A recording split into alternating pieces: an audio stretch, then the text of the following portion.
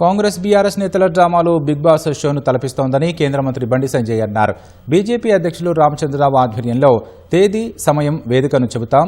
గురుకులాల టెండర్లు, తెలంగాణ అప్పులు, అవినీతి అక్రమాలపై చర్చకు రావాలని కాంగ్రెస్ బీఆర్ఎస్లకు బండి సంజయ్ సవాల్ చేశారు. రెండు పార్టీలు తమ పాలనపై ప్రజల ప్రశ్నలకు జవాబిచ్చేందుకు సిద్ధమని నిలదీశారు. కాంగ్రెస్ బీఆర్ఎస్ పాలనా వైఫల్యాలను ప్రజల ముందుంచేందుకు తాము సిద్ధమన్నారు. కాంగ్రెస్ బీఆర్ఎస్లు డైవర్ట్ పాలిటిక్స్ చేస్తున్నాయని ఏలేటి మహేశ్వర్రెడ్డి విమర్శించారు. అసెంబ్లీ సాక్షిగా అవినీతిపై చర్చ పెట్టాలని డిమాండ్ చేశారు.